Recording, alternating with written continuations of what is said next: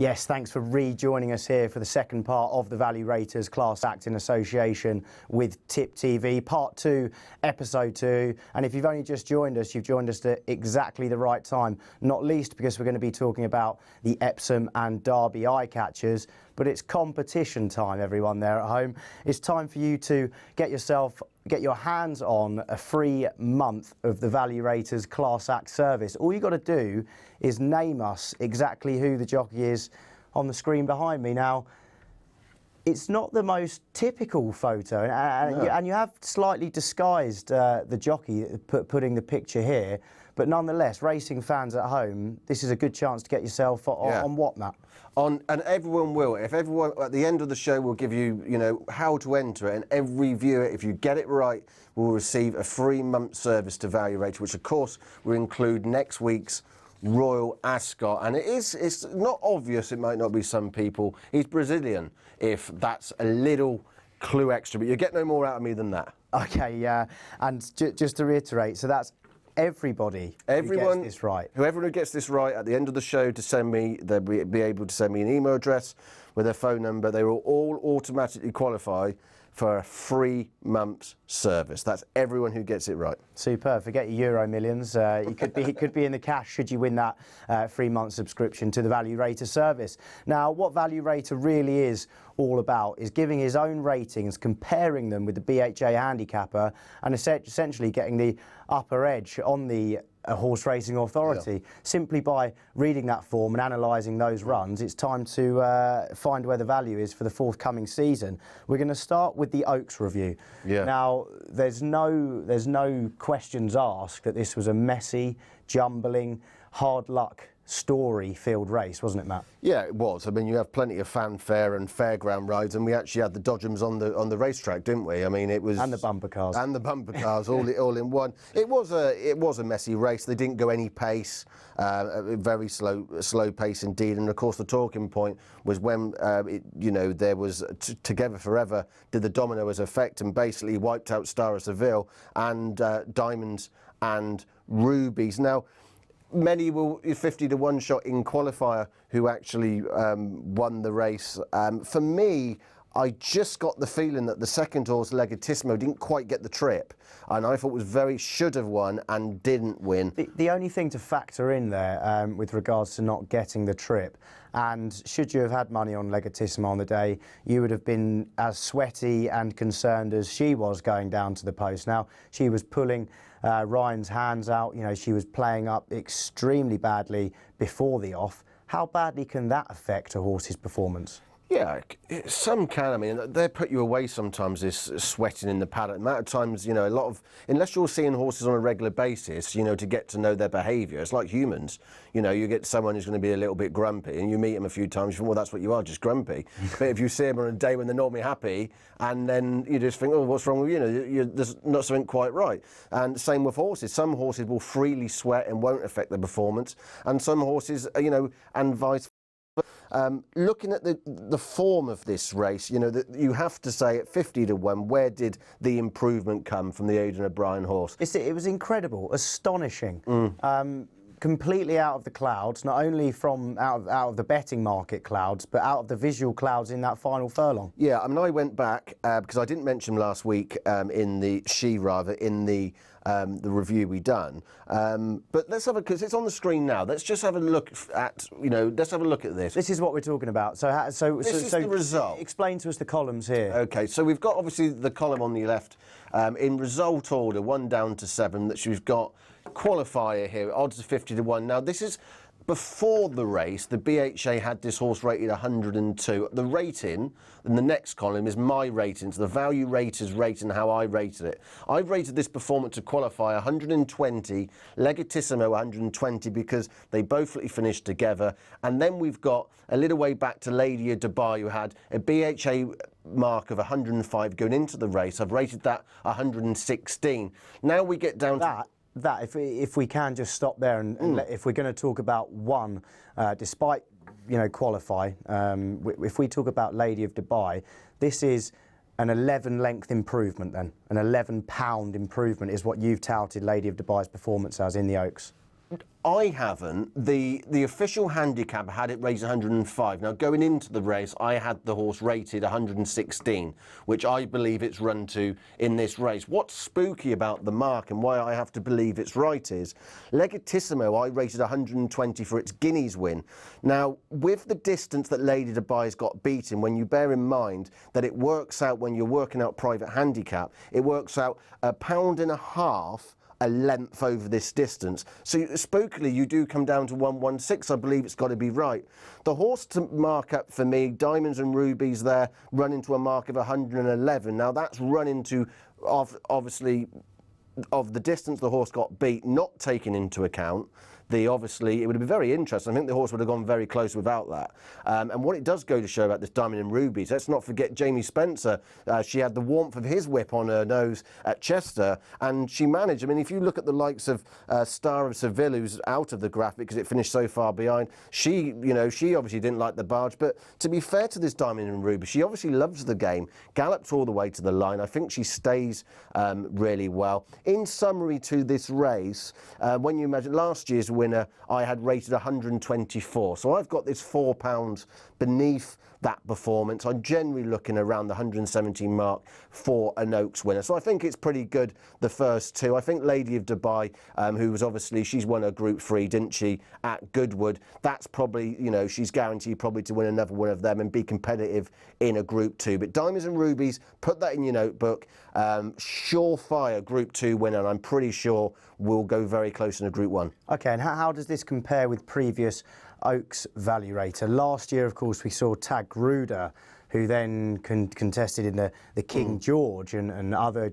Group 1 prizes like this, and is arguably one of the best fillies we've seen in some years. That was a vintage Oaks, if you ask me, last season. How does this one compare with this 50-1 outsider qualified doing the business? I mean, I rated her last year 124, so I've got this performance £4 beneath that. But that mark of 124 was extraordinary because that's what I would normally have Colts run into. That was an exception. I think she was an all-time great, for that performance she gave last year. But this isn't bad when you look at this. And as I say, Legitissimo, back that horse when it comes back in trip to the mile and a quarter, because I'm pretty sure that horse will win race. I just don't think that she stayed the trip. What also to mention, there was a very, very slow pace. There was a lot of horses pulling for their heads earlier on, and if you consider where Qualified came from and Legitissimo got first run, she did very well to get there. She clearly stays very well, and I've watched all the races back myself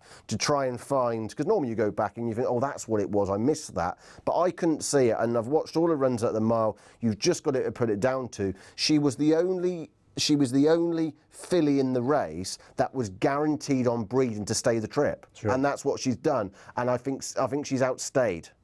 Okay, well, agree or disagree with Value Rater, please do get in touch on Twitter or Facebook at Value Rater, the handle for both of those social media outlets. It'd be brilliant to get your opinions on the Oaks and see how you've summed up the race and which one of these fillies you'll be taking forward over the season. For us here, I think it's Diamonds and Rubies, and for many people it will be because of the hard luck in running that she encountered. Qualify, we're going to have to see where that one goes. She'll be an out-and-out stayer. Yeah. And in summary, Legitissimo possibly going back 2 furlongs in trip. Keep an eye on her. Absolutely. Non-stayer for me. If you imagine it was a slow pace, if you can't get a mile and a half in a slow pace, then I think a mile and a quarter. I think a mile's too sharp, but I think a mile and a quarter would be the optimum trip for her. Okay, moving on then to what really is the most prestigious flat race in the world's greatest race, and it did not disappoint this year. I wonder whether we found ourselves a true great in Golden Horn. Yeah, I'm going to say a few things that may shock a few people at home. Let's go through the race first before I get on to this. Golden Horn, the performance, it was very good, wasn't it? It was as predicted in the week. It was a real strong gallop, which was set up by Hans Holborn, and of course Alban Park got involved. Couldn't control Alban Park, got involved in that. So it was a real strong pace.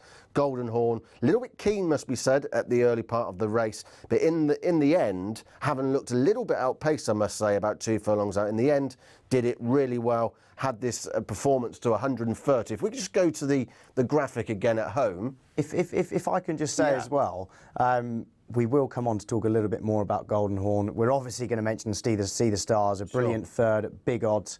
I mean, this was available at 25-1 at most bookmakers as well, and that was a great selection from you, Value Rater.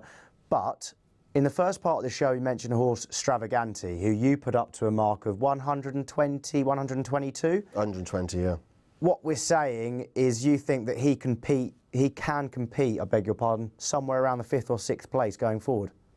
Yeah, absolutely. He can get in front of the likes of Kilimanjaro's Hans Holbein in Group 1 contest this season. Yeah, absolutely. When you look at this, you know, from a rating point of view, 130 is a real high mark for any horse.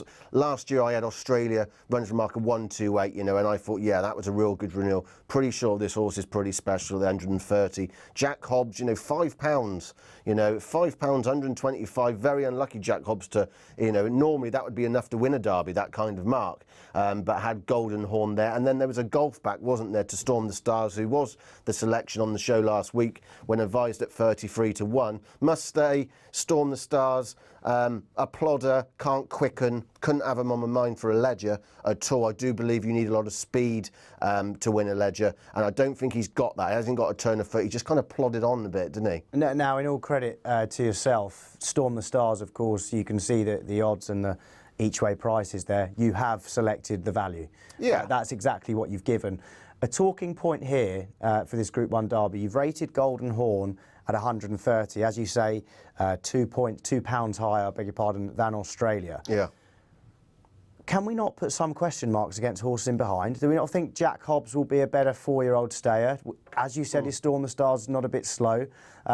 Giovanni Canaletto, is he a stayer? Is he a mile and a half horse? Epicuri, did he get his ground? He wants it softer. Hans Holbein, he was just shoved out the front. I think there's enough question marks in here to say maybe this isn't such a strong Derby. Yeah, I think it's a strong Derby from the first two home and the rest probably not. You know, the first two look like Group 1 classic horses. When we come back to the third, Storm the Stars, who came into the race as a Group 3 winner, I think that's where he lies. I think he's a given in a Group 3, be competitive in a Group 2. He clearly stays well, but he's going to be very hard to place, that Storm the Stars, for me. They'll have to go the Ledger with him, but I can't have him. He won't have enough pace in the race. Hans Holbein there in 7th position is interesting, just because I had the feeling, if you backed that horse, did you have a run for your money? I'm not sure you did, but they went off so quick with that horse. The best way to get a stayer beat is to go off like they did, and I'm not sure whether the betting public had a fair bet there. I actually said to a group of friends, we were watching this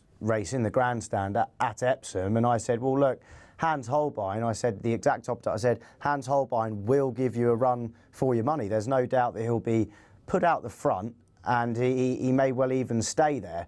However, your feeling is, he set the pace. He was always going to weaken, and there was never any value in backing him. I think he's run really well. I mean, I've got him running to a mark. If you take it all into consideration, the BHA rating was 107. I've rated him 108. I mean, he could be interesting going up in trip with more, you know, positive tactics. But the real point I want to get here, Tom, and to the viewers at home is, and this might surprise people. Now, straight after the race, John Gosden, who filled the first two home, said that straight away that Golden Horn would be going for the Coral Eclipse. Jack Hobbs would be going over to the Irish Derby. I think that's a mistake. I think personally that Golden Horn is a Ledger horse. I think Golden Horn will stay. I think Jack Hobbs is a 1.25 mile horse. Now, my reasoning behind this is, if you remember on the show last week, I was mentioning my fancy for Storm of the Stars on that run when they ran against Golden Hobbs at Nottingham over the mile. Now, there was only a neck between the two horses, Storm the Stars. Now, what we've learnt from this race is Storm the Stars can't quicken. Storm the Stars is a 1.5 mile plus horse who will get a 1.6 mile. Now, why couldn't Golden Horn quicken past him at the furlong pole at Nottingham over a mile? Why was he able to battle back towards the line knowing that? When we consider after that Golden Horn went on to Newmarket over the extended mile and beat Peacock, he got outpaced all the way. I've watched that race back. He looked uncomfortable, he looked outpaced. And if you remember, that Peacock has actually come out since and went over a 1.25 miles very well, looking like he's a 1.5 mile horse. Has he been beaten mile and a half stayers in himself? He then ran in a Dante, taking on Jack Hobbs, who, let's face it, was stepping up from a handicap company from doing it on the bridle against Elm Park. Had the run of the race in behind. The way he finished that race in the Derby from a frantic pace, he hit the line full of running. My belief is this horse, over a mile and a quarter, wouldn't win an Eclipse. Well, you wouldn't have been able to pull Golden Horn up without too much effort. If Frankie didn't put too much effort into pulling him up after the line, he would have ended up all the way down Chalk Lane. Absolutely. I think he stays. I've had a good look at his breeding. A lot was made with Golden Horn. He won't stay, but people don't look deep enough in the breeding. And I've had a good look. He's related to the Ledger winner, Enki, for one. He's related to lots of, he's related to a Derby winner whose name escapes me, at Pat Idry Road, who said that it was one of the best horses he's ridden. Do forgive me, I have forgotten that horse. But there is breeding lines there. I'd urge, whatever happens, if Golden Horn goes for the Clips, I'll be batting against him. And in the same way as that Jack Hobbs, I'm not sure he's in a mile and a half. I think he'd be better at a mile and a quarter. Look what he did to that field over the mile at Sandown. He travelled in it full of horses that have franked the form over a mile and a quarter, looking mile and a half horses. I think he's the one who's got the pace out of the two. I think Golden Horn will go for the Ledger. He could just win it. So with regards to the public perception of these two Gosden horses, Golden Horn and Jack Hobbs, it's commonly thought Jack Hobbs will be the one that will step up in trip. He's by Halling, he'll step up in trip. He might not take on a Ledger, but as a 4-year-old he'll come round, then he might do it. Golden Horn, on the other hand, will he stay? That was the question mark over him, and people think there's still value in backing him at the mile and mile 2 and backing him in the Coral Eclipse. You think completely the opposite. I think absolutely. And it surprised me because initially after the race, my first thought was, as soon as they flashed past the post, was right, that's going to go for the Clips, that'll go for the Arch, and then Gosden confirmed it, and you feel happy with yourself, go and have a glass of wine and say, oh, I got that right. But in reflection, looking back, I can't get out of my mind why Golden Horn did not have the speed to quicken away from Storm the Stars over a mile, when we know that Storm the Stars now doesn't quicken over a mile and a half. I think this Golden Horn, and Frankie Dettori was interviewed after that race, and they said to him, he said, I was a little bit worried 2 furlongs out. He got a little bit flat-footed in a fast one race. If it was a mile and a quarter race, Jack Hobbs would have won. I understand what you mean in terms of getting a bit flat-footed, but I just wonder whether he needed a little reminder. Some of these 3-year-olds can do with a kick in the belly, which does them all good. Jack Hobbs didn't handle the track, still very green. He's not the finished article, Jack Hobbs. He definitely will be, perhaps towards the end of the season when. But I just think I would love, if it was me, Jack Hobbs I'd have in that Eclipse. And I'd have, Golden Horn, I'd have him going for that Irish Derby and then stepping him up and going for the Ledger. I mean, John Gosden, he's got a great record in that. And wouldn't he just love John Gosden to win a Derby, win an Irish Derby, and then go and win the Ledger and do the free? Yeah, you only need to look at the likes of Mark Marvel and others that John Gosden has taken up there. So if we're going to pull these horses out of this race and say, this, for one, give a value rate a Class Act to follow, and for 2, just nail on where you think it may be best to back these horses in their next race. Whereabouts do you expect them to win, or whereabouts you could even lay them at their next anticipated contest? If the plan is for Golden Horn to go to the Eclipse, I will be looking for a horse. 6-4 anti-post around at the moment. Yeah, I'd be looking for a horse to beat it. I would take the view that horse, Free Eagle or something might be, natural mile and a quarter. Group 1 horses I think it could be vulnerable against. Jack Hobbs, not to say that he doesn't get a mile and a half, but I do think he'll be mile and a quarter. So he's the same. If he goes a mile and a half, I'll look to get him beat. And if Golden Horn goes the mile and a quarter of the Coral Eclipse, I'll be looking to get him beat at the trip. I just got my mind. There's no anti-post betting at the moment. I had a look to see if I could have some of Golden Horn for a Ledger. There was a little bit on Betfair at 30-31, which I couldn't help myself. I had to have a little bit of.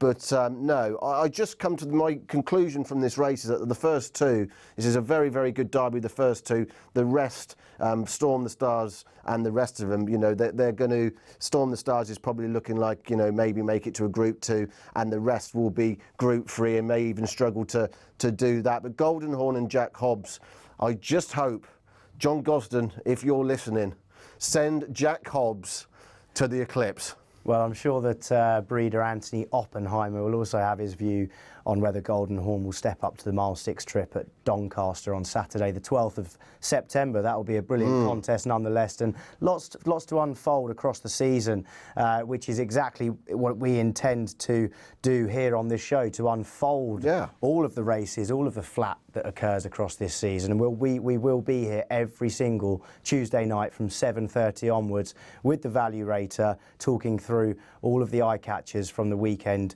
past.